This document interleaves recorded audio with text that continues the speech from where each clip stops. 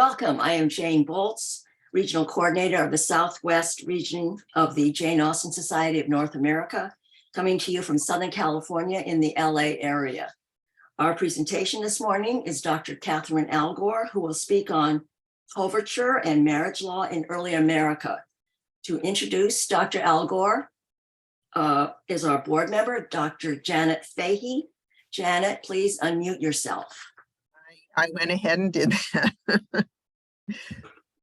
Anyway, it's my great pleasure to introduce Catherine Allgor this morning. I've known Catherine, we figured out this morning, for about 8 years when she was the director of education at the Huntington, where I was volunteering.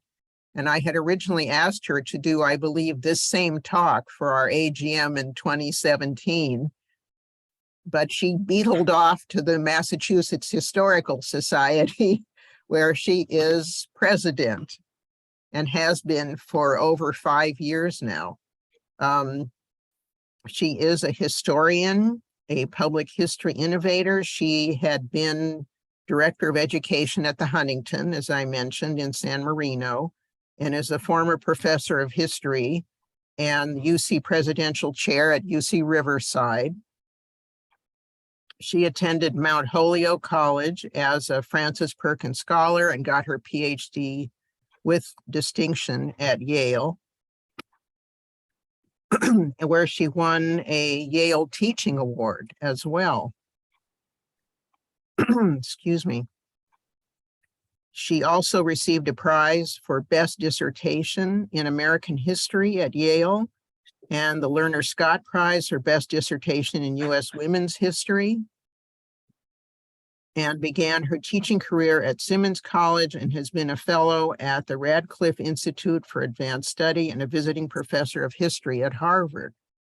She's written several books about, I know Dolly Madison is one of her heroes and mine too, and has written quite a bit about politics in America in the 18th century, especially as it relates to women.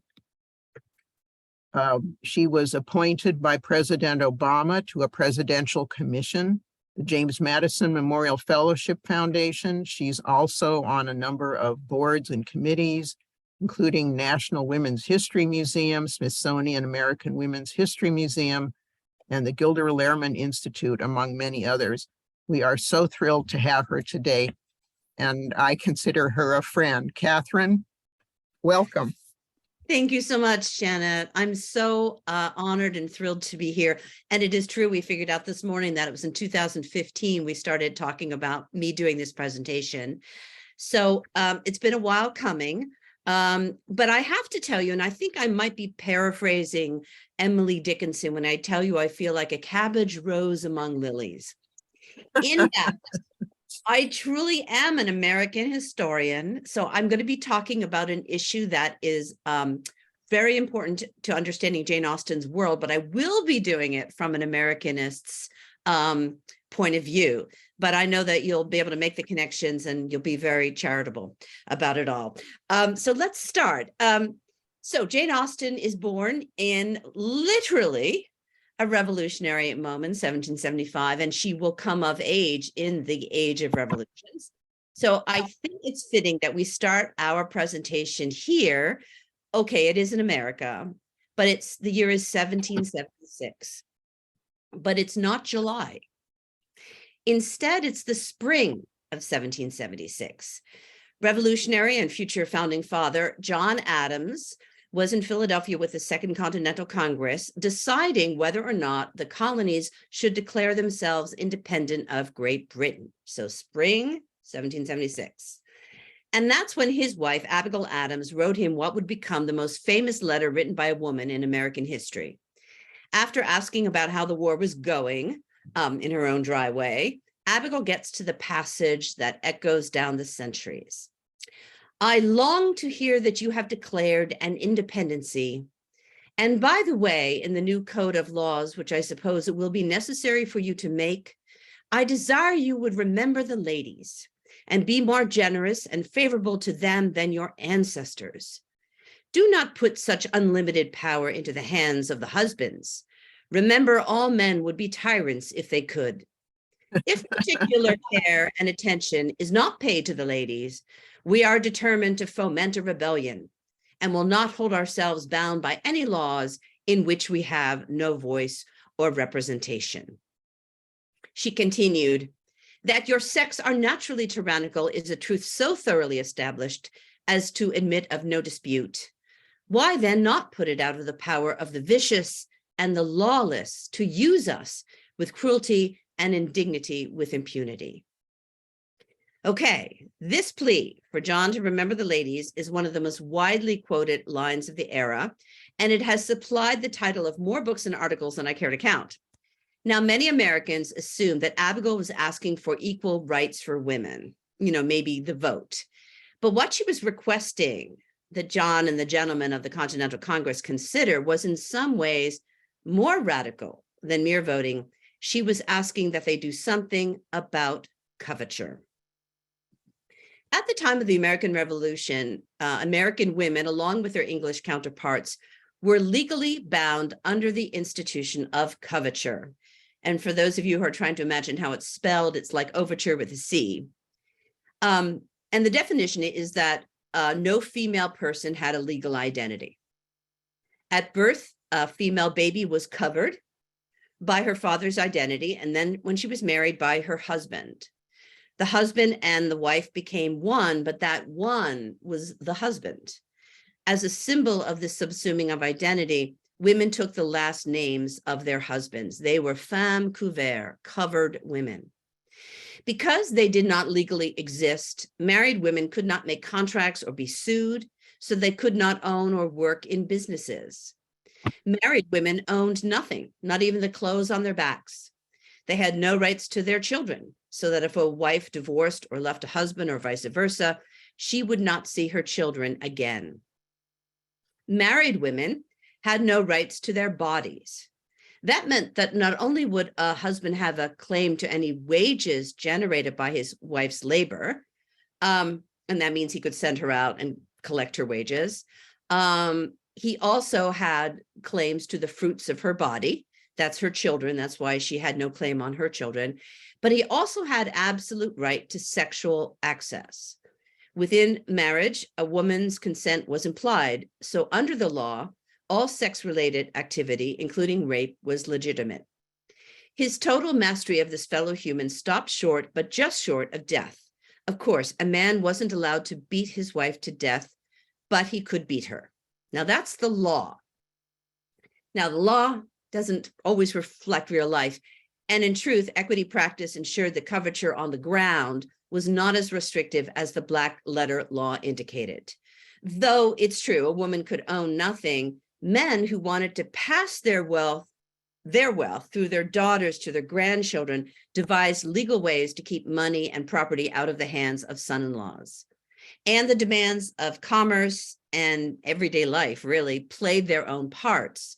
Though a woman could not make a contract, plenty of women did business and trade, either on their own in a legal exception called femme sole, or for absent husbands. Wives often ran businesses alongside their mates, with the local community acting as monitors and enforcers. And we must assume that though husbands had a right to marital relations at will, we must assume that there was a great deal of negotiation around sex. And that coverture was what Abigail Adams was talking about in that famous Remember the Ladies letter to John. She referenced the long-standing nature of coverture when she bade him to, quote, be more generous and favorable to them, present-day ladies, than your ancestors.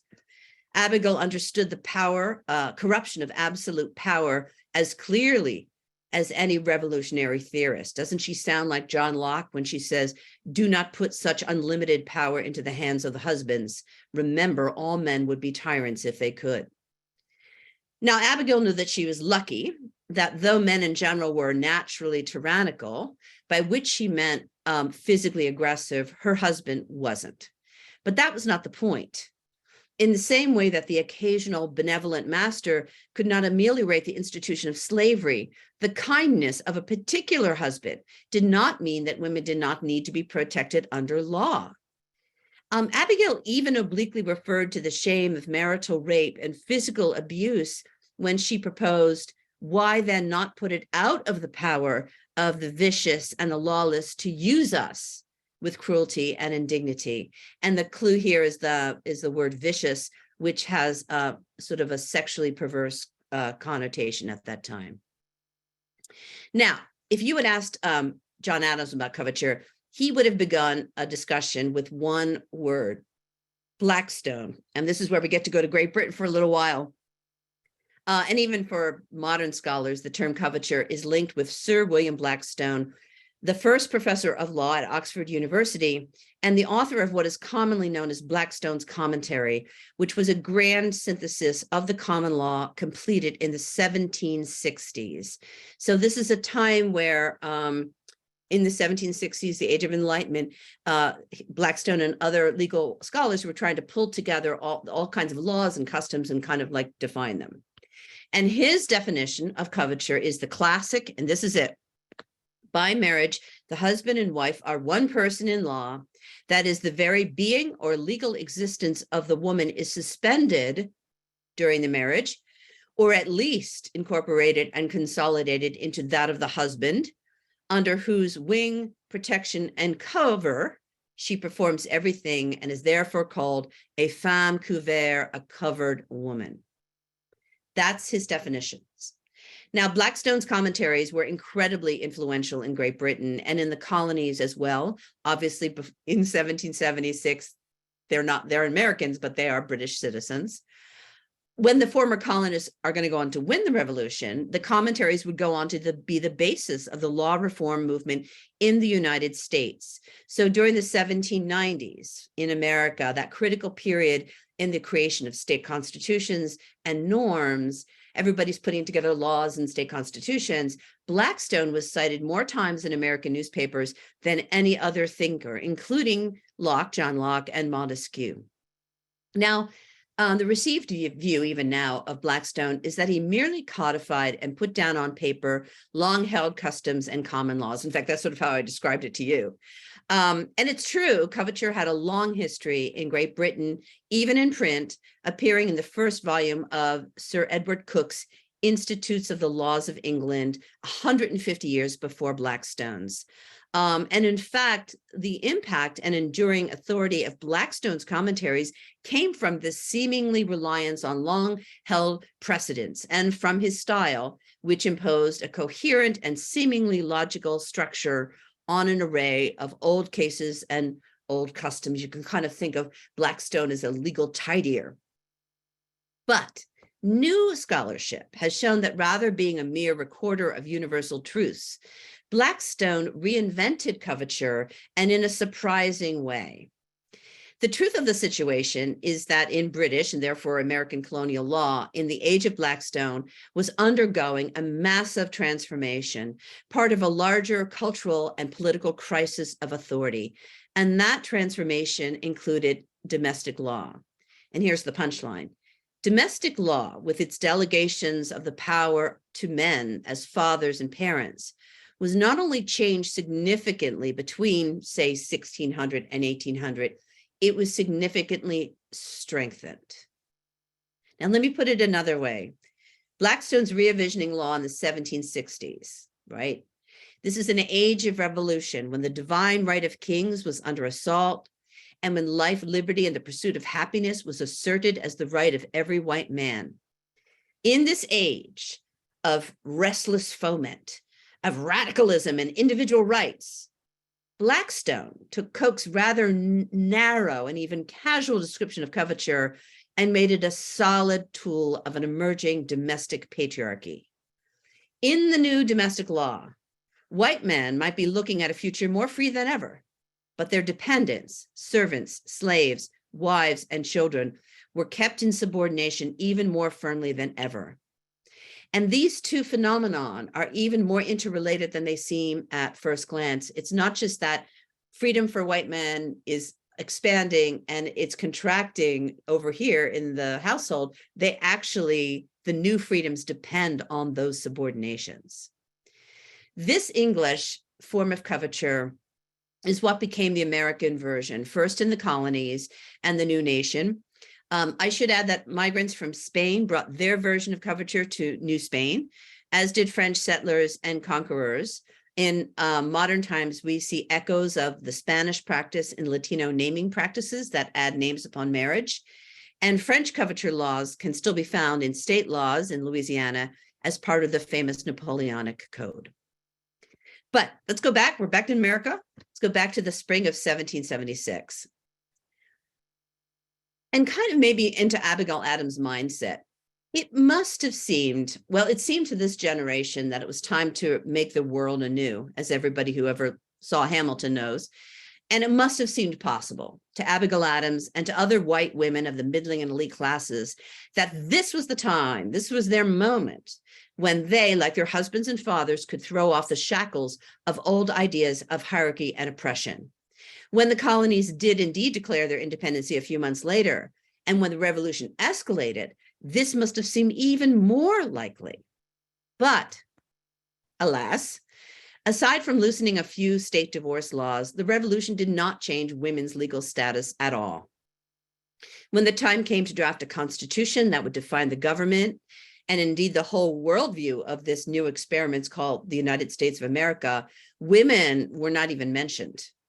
Likewise, there is no mention of coverture in the Constitution, let alone any attempt to abolish or amend it.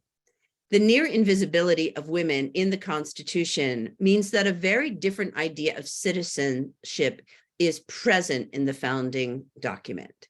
So if you read the Constitution, you understand the model of citizenship that they're talking about. It's a white male citizenship model. That's the obvious one. That's the point of the Constitution. It doesn't take very long to understand that there's also another model in there, which is, I call the status of the stateless.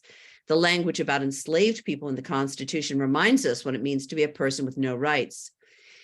But where the Constitution left white married women basically behind presents yet a third model, one more akin to slavery than to citizenship. Or if it is a citizenship, it is one that is covered, partial, and contingent. Now, in this new Constitution, new rights for men meant some new rights for women. Just by extension, thanks to the Bill of Rights, women partook in many of the rights that men enjoyed. Law protected the property of widows and single women. With their husband's permission, married women could assemble freely, practice their religion, and exercise free speech. They also had the right to petition and to trial by jury, though the jury of their peers would be men. We could call what married women had second-class citizenship, but really, the contrast in liberties for men and those for women was so great, it was more a case of steerage citizenship. Marriage under coverture was an oppressive system, and I think that we have a hard time understanding its scope and depth. You know, one of the great discussions in American history is how colonial America instituted slavery so quickly, and how it became so all-encompassing, again, fairly quickly. After all, by the 1690s, early 1700s, colonial America had one of the most total systems of slavery in the world. It was lifelong, it was immutable, it was inheritable. And there are so many theories as to how this happened, why this happened, but the study of gendered systems such as marriage can supply one important factor. In short, it was easy for colonial lawmakers, colonial men, to construct a system of almost total control over African bodies because they had such a system in place already. It was marriage. And it proved a highly workable model for chattel slavery, even supplying slavery with a justification based in nature. And what I mean by that is that marriage used the natural inferiority of women, as they understood it, to rationalize their subordination. And in the same way, the institution of slavery would develop a race-based biology that concretized that system. Indeed, even before the abolition of slavery, so in the 1800s, the secondary citizen status of white married women was used as a reference point to allow lawmakers to justify not allowing free Black men the full benefit of citizenship. So free Black men in the 1800s don't have all the benefits white men have. And when they complained, You could point to white married women and say, well, they're sort of citizens and they don't get to do these things. Now there's going to be a remedy for this. The 13th, 14th, and 15th amendments would remedy that inequity, at least in theory, for Black men, but women remain behind, only partial citizens. It's important to note also at this moment that these secondhand rights under the Bill of Rights that women have, the freedom of assembly, religion, petition, that enslaved people enjoyed none of those secondhand rights. Also, wives had legal rights in extremis, rarely, but what it meant was a wife could divorce her husband or swear out a warrant against him if he committed a crime against her, or if he tried to get her to commit a crime. Slaves couldn't divorce their masters, and the law provided no refuge against excessive physical force. So I really want to acknowledge that the legal status of slaves is different from married white women. But it is also true when it came to the rights, specifically women, wives, legally, the only difference between a slave and a married woman was that a husband could not sell his wife, nor could he prostitute her out. And even these distinctions were shaky. Some of the first persons sold in North America were white women from England sold to Virginia colonists as wives. And the comparison between the legal status of enslaved people and white wives is less a face-to-face contrast and more of a kind of subtle side-by-side assessment. The legal status of these two groups overlapped. There is no legal treatment for enslaved people that at some times and places did not apply to wives. And another way to understand this kind of overlap of slavery and marriage is that if we say, and this is true, that colonial and early national marriage was not as oppressive as slavery in the United States, it certainly was as coercive as less intense slaveries in the other parts of the world. In an era that spoke of issues of autonomy and about how a group of men, Parliament, had no right to virtually represent another group of men, American colonists, it seems shocking that there was no change, however small, in the legal status of women after the revolution. Now, the question may come up out there in the audience, whether it was fair to have expected the founding men to have tackled the issue of female equality. And it's true. You can look far and wide in the primary sources for mentions of coverture. Believe me, I tried. Only to encounter historical silence. And remember that even in the Adams letters, and we're going to talk about John's in a minute, they don't even use the word coverture. Because of that silence, the lack of that word, we feminist historians often let the founders off the hook around that issue of women's full citizenship. We used to say that they just didn't know any better, that they couldn't imagine other options. But that, of course, is what we used to say around the issue of founders and slavery. But just as new research on race and slavery has complicated our sweeping assumption that they just didn't know, we now understand that there was a moment, or many moments, when the framers could have allowed women of property to vote, could have let married women retain property, could have modified divorce laws, or they could have set aside the rule of coverture altogether and started from scratch. In the last few years, a lot of work has been around breaking that post-revolutionary silence through a fresh look at the past, through the seeming silence. Now we know that in the 18th century, people were thinking about what they called the woman question, whether they used the word coverture or not. So let's go back to the Adamses. So you might be wondering how John replied to Abigail's Remember the Ladies letter. And basically, and I'm very sad to tell you this because I really do like John Adams, but he basically thought it was a joke. And he dismissed it. He said, "As to your extraordinary code of laws, I cannot but laugh." Traditionally, one of the ways to dismiss female concerns has been to playfully impute power to them far beyond that of mere men. And sadly, John Adams was guilty of that in this letter. In mock fear, he characterized women as a tribe more numerous and powerful than all other groups of disenfranchised people. John Adams played his own variation on the old saw that the law gave women little power because nature gave them so much. "Depend on it," he said, he teased her, "we know better than to repeal our masculine systems. Although they are in full force, you know they are little more than theory. We dare not exert our power in its full latitude. We are obliged to go fair and softly, and in practice, you know we are the subjects. And what he's talking about is the putative sexual power women have over men, right? So it's sort of like, yeah, we've got all the law on our side, but if we want what we want, we've got to treat everybody well. But this is a rather, clunky joke, because this is as I sort of mentioned, the law gave husbands power over wives' sexuality. But in John Adams' fantasy, apparently women were so powerful that the only thing men could cling to was the name of masters. He even turned Abigail's concern about the physical and sexual abuse of women into a sly joke about how women whipped men into subjection with what he called the despotism of the petticoat. But as dismissive as he seemed to his wife in that 1776 letter, John Adams understood the deep contradiction in the theories that the colonists were using to launch a revolution. Just a few months after that exchange, on the eve of declaring independence, literally in late June, he worried about the core of the issues Abigail had raised in a letter to James Sullivan, a formidable intellect in the Continental Congress. And I should also add the first president of the Massachusetts Historical Society. I'm sorry, Jana, I had to do it. So there's this letter to Sullivan, and I'm going to quote from it, and I'm going to move kind of quickly through it because the point is not even the points he's making. I want you to get a sense of his mind. So in this really long letter to James Sullivan, John seesaws back and forth in a rhetorical dialogue as he tries to work out his thinking. So he sort of starts out, in theory, the only moral foundation of government is the consent of the people. But to what extent shall we carry this principle?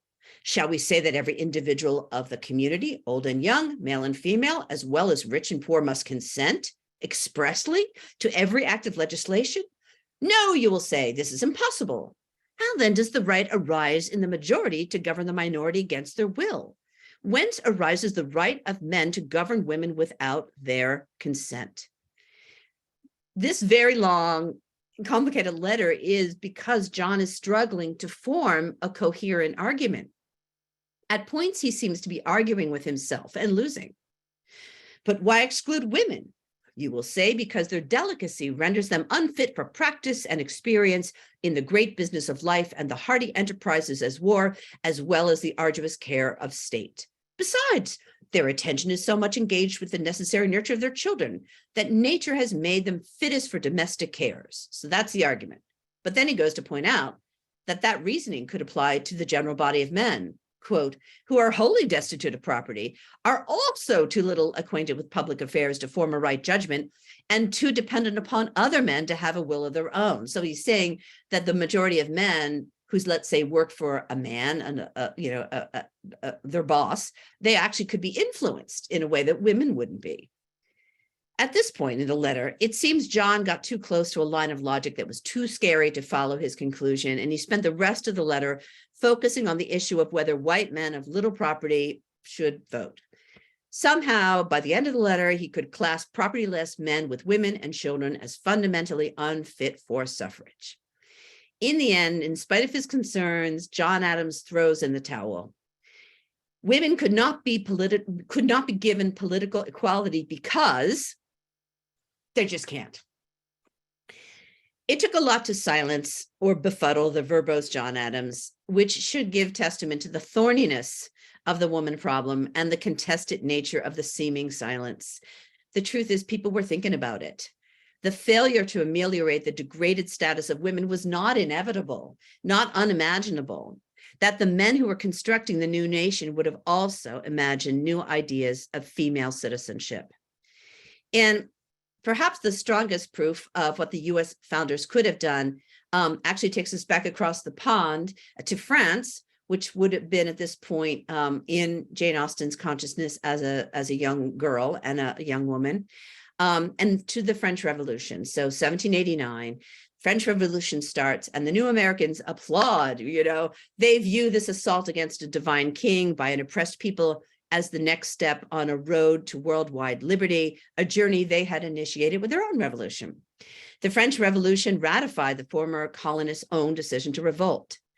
When the French Revolution turned bloody and chaotic, however, Americans reacted in horror and denied any connection.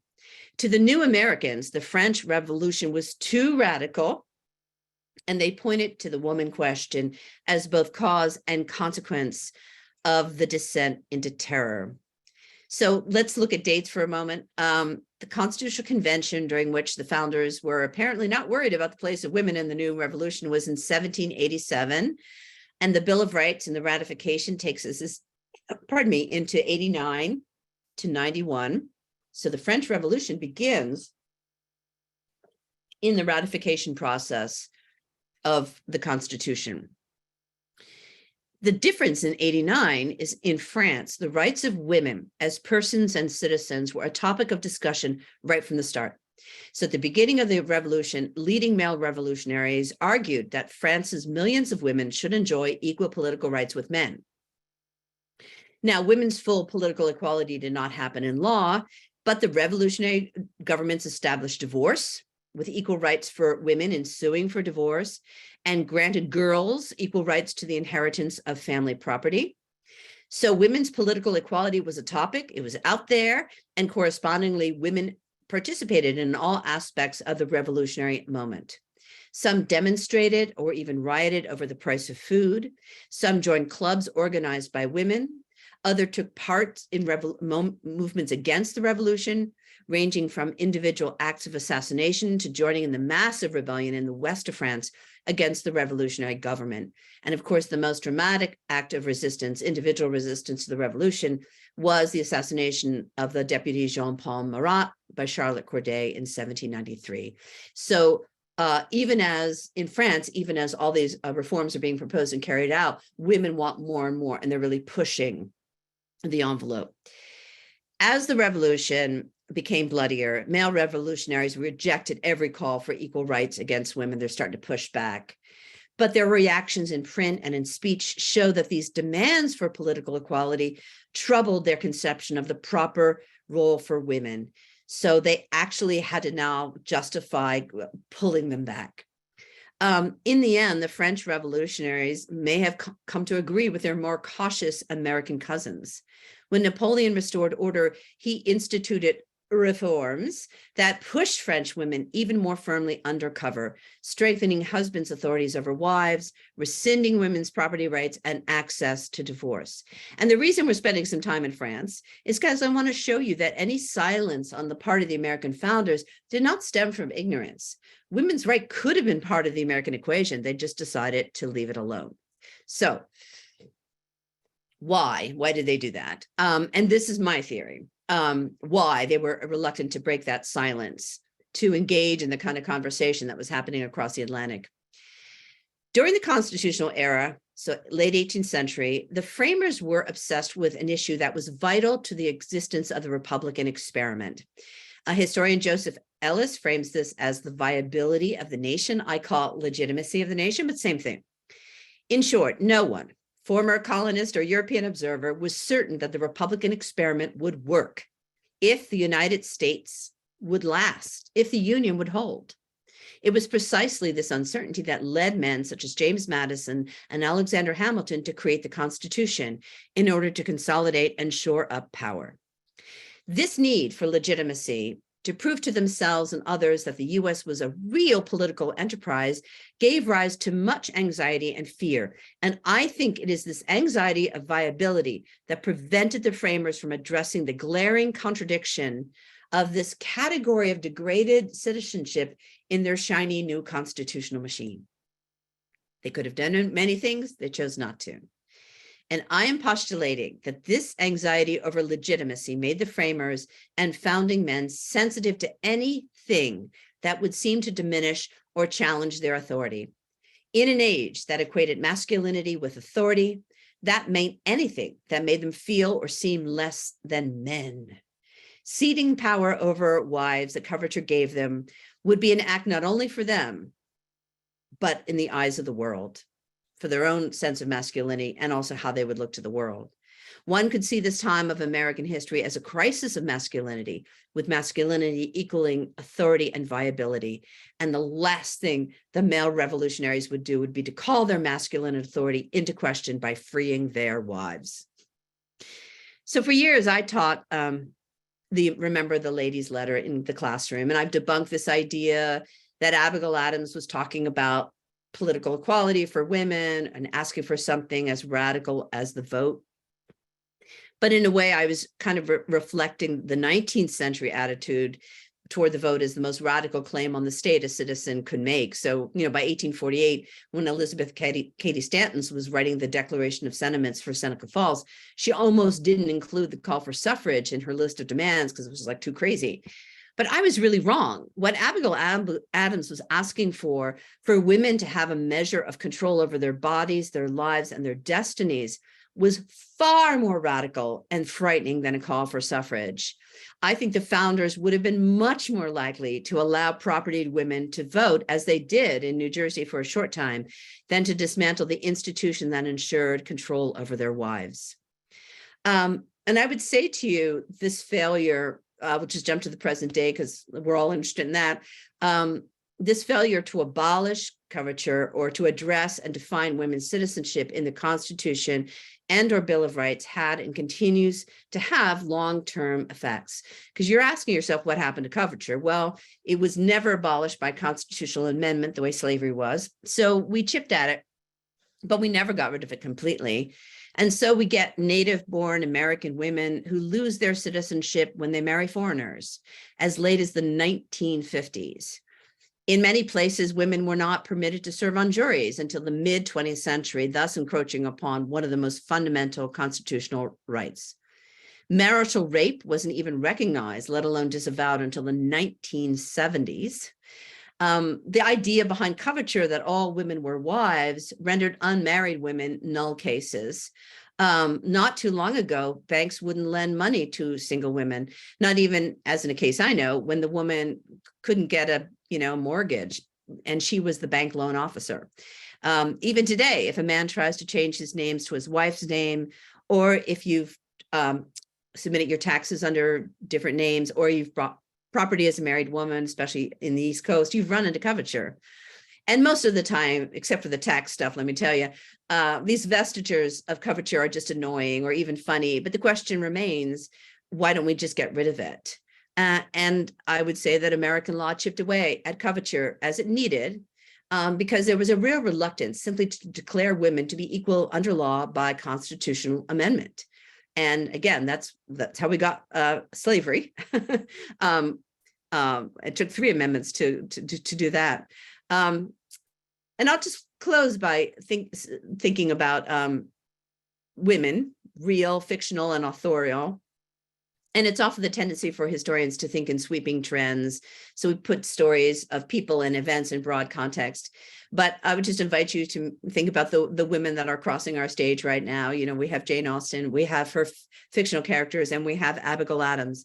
And they are players in a story that sweeps across centuries and culture. And that story, which is grander than any single work of opera, fiction, anything, is the fight for women to be uncovered, to take their place as full human beings created equal. So that, I'm trying to get back to you all in the room. Thank you so much for your kind attention. I believe I get to have my favorite part of the presentation, which is questions and answers. Thank you very much, Catherine. That was fascinating. Now I'm going to turn this over to Leah. Leah, unmute yourself, and she is going to conduct the Q&A. Well, hello, everyone. I'm Leah, the Secretary for Jazz of Southwest. And just in case you missed it from the beginning of this meeting, if you have a question, please type it in and I'll ask the speaker. So first question, why is the era no longer discovered, ERA? So the ERA actually is under discussion. As a matter of fact, like even at the moment. So what happened with the ERA, and some of us remember, and the funny thing, can I just say, in my own research, I'm reading about this coverture and I'm like finding out that we don't get rid of it and how to get rid of it. I'm thinking, how do you get rid of it? How do you get rid of it? And I suddenly was like, oh, there's something, I remember the ERA, like I was a young person. So I kind of like worked my way back to it. It's like, oh, that's what that was, this constitutional amendment. So the rough history is that it failed in the first go round. It had to be approved by the states, and it failed. Probably somebody knows this better than I know there's a lawyer in this. It failed by a couple of states, and then they sort of extended the deadline, and eventually I think Virginia approved this literally a few years ago. And so now there's an argument that the requisite number of states has approved it, and therefore it should be enacted. But of course, people are pushing back against that, saying no, because Virginia's acceptance of the ERA happened outside of the deadline. We need to start all over again. Who needs an who needs an equal rights amendment? So it's still very much a discussion. And in fact, anybody, I'm looking in the chat, Leah, see if anybody is smarter than I am about it. I'm not seeing it. I'm seeing more questions though. Yeah, it's okay. Let's keep going with the questions. All right, next question. When did New Jersey allow property women to vote? Yeah, so it was the early 1800s, very early, sort of like 1803 to 1810 or something like that, very early. And it was really an extension of the fact that property men voted, right? So this is a time when people who own property were thought to have an interest in the state, and they voted. And but when it became clear that these women were going to vote Federalist, there was a move by the Republicans led by Jefferson to disenfranchise them, because they were going to vote for their class interest, basically. And we always sort of think of Thomas Jefferson and the Democratic Republicans, as they were called, and they're the ones who are going to enfranchise a lot more white men. We always think of them as like, the good guys. But when it came to women, they sort of, got out, got them out. And if anybody's looking for a really good book, there's a great book called Revolutionary Backlash. Because for a while, those women were mysterious to us. Like we didn't know, we sort of knew how they got the vote because it just said inhabitants in the New Jersey Constitution, and they were inhabitants, but that they lost it, and what happened to that kind of political action. So the book is called Revolutionary Backlash, and it's by Zagarri, Zagarri, Revolutionary Backlash. And it talks about this story where during the time of the American Revolution, women become really politicized, and they start pushing the envelope and doing things like pushing for the vote. But then when it becomes clear that we're going to have a party system, and there's going to be a lot of heated feelings in the party system, and people are going to be literally fighting to the death over politics, the culture started to push women out of politics. So rather than thinking of progression going like, in a straight line, one could argue by the 1820s, women were less politically involved, had fewer political opportunities than women in the 1790s. So Revolutionary Backlash is a great book for that. Okay, next question. Are there vestiges of coverture in the anti-abortion moment occurring today? Oh, David P., aren't you smart? Yes, because, is that you, David? Oh, you're laughing. Yes, you are. I wasn't going to say it, but I'll do it. This is all about bodies, right? It's all about women's bodies. And one of the things that was, but it's interesting, the issue is different. So for the revolutionaries, the idea, the thorny issue around women's bodies, because they didn't worry about children, the children they owned, was sexual access. So John Locke, for instance, our famous revolutionary theorist, John Locke is, and part of the revolutionary theory is that every day a man should wake up and ask himself, am I being well and properly ruled? And if not, he has an obligation, not just a right, but an obligation to rebel. So the idea was the social contract was reviewed every day, sort of. And the problem that Locke had was you can't have women doing that. You can't have women waking up every day and going, well, how's this working for me? And especially over this idea of sexual access. And so women are always trouble in the polity. We always screw up all political theories. And so in the end, how Locke kind of reconciled it was he said, women get one choice when they agree to marry a man, and that's their moment of choice. And after that, there's no more choice. But they get the one, so choose wisely, ladies. So for them, it was about that women would have control over sexual access. For us, it's control over birth, right? So in fact, it's very important for us that, you know, sexual access is not the issue, it's birth. And really the people who oppose the ERA do it because they just can't give women actual control over their bodies. Okay, so next question. Wasn't New York State the first state to eliminate coverture in the late 1840s? Yes and no. It was the first crack in coverture. Yes, there were Married Women Property Acts in New York State, 1847 and 1848. And it was just a crack. And it was a very particular thing. And I'll explain, it really had nothing to do with actually women's rights. It had to do with rights of white men. So, though I have to tell you, there was all kinds of hysteria in the newspapers about this because it was a crack in coverture. So remember I said that wealthy men devised legal constructs that would allow their money to pass through a son-in-law. Basically, they didn't trust the sons-in-law, so their money would be inherited by their daughters, and it would go into the grandchildren and not over to the son-in-law. So there are ways of doing that so that you wouldn't get some guy marrying your daughter for money and then he's going to blow your fortune. Well, especially during the 1820s and 30s, in a very volatile economy, regular men, white men, wanted this privilege as well. They wanted to be able to hide money. They wanted to be able to avail themselves of these kinds of things. And so they came up with the Married Women's Properties Act, and it was not about giving women property. It was not about letting women control property that their father gave them. It was about the ability of men to hide money, is that right? But yeah, to put money in their wife's name. But as I said before, it's a good question because even this very modest acknowledgement that a woman was a legal being was enough to make people go, oh my God, it's a slippery slope. We're going to hell in a handbasket. I'm still waiting to go to hell in a handbasket, but yeah.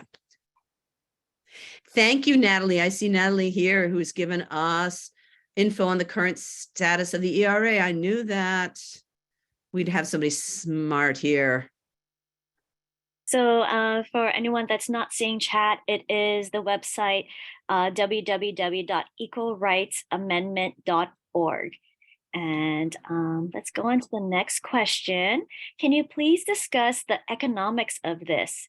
Is it possible the founders didn't want to touch this was because, like slavery, the economic value of the work women do was so vast? I had not thought about that. And I don't know because, and now I'm just speculating, because I don't know that the women would leave. So one of the reasons like you don't want to let your enslaved people go is you will be deprived of that work, right? Because they'll get up and go, right? Or they'll charge you for it and you know, whatever. It's different for the work of women and men because, and certainly also, and I'm talking now about regular people, not really rich people, but actually to survive, women's work and men's work needed each other in a way they were dependent. So it's not like if suddenly coverture was abolished, somebody could go out and get a woman couldn't start her career. So actually the power of, if you think about the locus of production at this point is a farm, right? You needed men's work and women's work to make this thing go, which is why, by the way, people remarried all the time because they needed that. So I don't know that that was an issue for them. For them, it was about sexual access. Going back to a subject that you actually asked, do you have a book about this topic? I would love to read more about this. And the person edited her comment and said, any other books you would recommend about this subject? Yes. Hold on a second. Yeah, let me see. Yeah, there's a collection of essays called Married Women and the Law. And if you could look up, Leah, Krista, Kristaj Kesselring, Kesselselring, that should come up. She also had a co-author, Tim Stretton. And these are a collection of essays about married women in the law. But you were quite right. Had I not been the president of the Historical Society, I would have written a book on coverture. I'd also recommend the essays. There are collections of essays by Linda Kerber, who is a women's historian, one of our pioneer women's historian, Linda Kerber, Kerber. And she had a collection of essays called Toward an Intellectual History of Women. And she talks about coverture there too. What was the name of the author again? So I can write that down. Linda Kerber, Kerber. Yes, Carol Birkin, also a friend. Yes, writes about it too. And this is all, my thing is, my sort of crusade is that I think every American should know this word. Like well-read Americans such as yourselves, especially if you're interested in my time period, words about equality and liberty and independence and republicanism and all that kind of stuff, but you need to know the word coverture, and people just don't know it. So that's my crusade, to have every American know what it is. Okay, thank you. Next question. How did coverture factor into evolving divorce law and practice in England and America? In fits and starts, So again, there was a little bit of loosening of divorce after the revolution. But I know there are people on this call that remember so the great wave of divorce in America is the 1960s and 70s. And I know there are people on this call that remember when a woman got divorced, she could get a divorce, but you couldn't get a credit card in her name. She didn't have rights to property. She didn't have credit history because women were still covered. And I did kind of, and I'm not a specialist in American law, and really not in British law. And British law did a bunch of things. Now, remember, they don't have a constitution with amendments the way we do. So sometimes it's hard to discuss like the relative weight of things. So we all know a constitutional amendment is more serious than a piece of legislation, right? Because a piece of legislation, an act or something, can go away, but constitutional amendment is kind of baked in there. So on one hand, in the 20th century, British law had an Equality Act that was supposed to cover everybody, but at the same time, a woman who is even a native born could lose her citizenship if she married a foreigner. So it's all in fits and starts.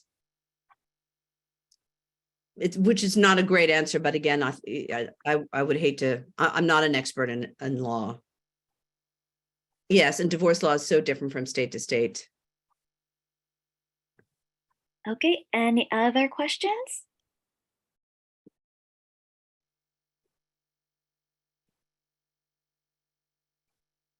Oh, I see a question about widows from Karen. Hi, Karen. Yeah, widows were weird. This is the problem with in American law, white women were wives. And anything other than that, our favored spinster aunts and all that, they were just weird in law. And so they were given some rights. They had some protections, especially if they had money, right? But they don't get to vote, and they don't get to do things that white men get to do. So they are definitely different status in wife. There's an acknowledgement about that. But they become null cases. In the law, the law does not exist to have their arms around these people. And so some people could do as they please, especially if they were in control of their money. Sometimes there would be a male guardian, or there had to be a male somehow involved in this transaction, because it was really the part of this larger story that all women were presumed to be wives. Okay, anyone else with any more questions? And I see in the chat, for anyone who does not have access to the chat, There's a few books that have been linked. One is Women in Law. It's called Married Women and the Law, Coverture in England and the Common Law World by Tim Stretton, Stretton, and Krista, Kristaj Kesselring, Kessellring, and it's available. And Thank there's you, Natalie. and there's another one. It appears to be essays by Linda Kerber, Kerber. And the title of that book is called Toward an Intellectual History of Women, essays by Linda K. Kerber. And let me see if there's, I think that is it for the books that were linked. Any other questions that anyone else has?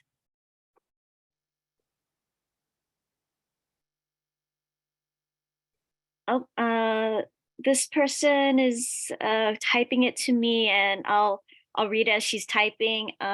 Relating this to Jane Austen, is Coverture the reason why? And she says she doesn't remember the name of the sister, but in Mansfield Park, the disastrous marriage of Fanny Price's cousin to that one guy, and why she was so ostracized from society afterwards. And she says, sorry, she doesn't remember the name of the cousin that got divorced. So I do not know this. I'm sorry. That's a Jane Austen question. So I'm gonna throw that to somebody else. Perhaps you can maybe you can make that a point in your discussion in your reading group or something. I don't know. Sorry. Oh, some people are piping in that it was Mariah who had an affair with her rich husband, and Mariah Rushworth. And after the divorce, she ended up living with her aunt on the family property. And let's see. Oh, we have a different question. So primogeniture didn't follow into the colonies. I'm sorry. No, they didn't. In fact, Jefferson, again, this is why we get this impression of him as an egalitarian. He famously, they got rid of primogeniture because they did not want to create an aristocracy and an amassing of land. And I do see another question, and I'm very conscious of time, and I know I'm standing between you and lunch. Examples about how women cleverly worked around coverture laws. I have to tell you all the time, because the other thing about coverture is it's not feasible. It doesn't work in the real world. And that's why I was careful when I talked a lot about it to say in law, because the truth is, you're in a little small town, you're a fishing village like Marblehead, Mass, where I'm calling you from, and you run a general store, and your husband went out to look at the fishing net and somebody comes in to buy something. Well, technically under the law, you can't sell it to him because you don't have the power. You sell it to him, and he knows that, and so women, the real life of women did not necessarily reflect coverture's absolute, certainty. And again, even around sex or violence around women, if plenty of women turned around and hit him right back, so there is that gap between what the law says and what women do. But I actually feel the law is important. And in fact, if there's a gap between the demands of real life and the law, I think the law needs to change that. So women broke coverture all the time. And I mentioned there was something called femme sole. So technically, if you're going to run a business as a woman, you had to register as a femme sole legally. And when women's historians started looking for that femme sole designation, they didn't find it that much. So they thought, oh, well, women weren't doing that much. The truth is, women did it all the time. They just didn't bother registering. They just flouted the law. So there was definitely a gap between what the law is and real life. So thank you. This was really a pleasure. Well, thank you. Thank you. Let's give her a hand. Absolutely. Thank you very The much. pleasure was ours. Thank you so much, Catherine. Yes, Thank you, This everybody. was delightful. that's great. I hope to Fantastic. see you someday in person. Yes. Yes. Well, thank you. And thank you to everyone. Bye-bye. Thank you. Bye. Thank you. Thank you.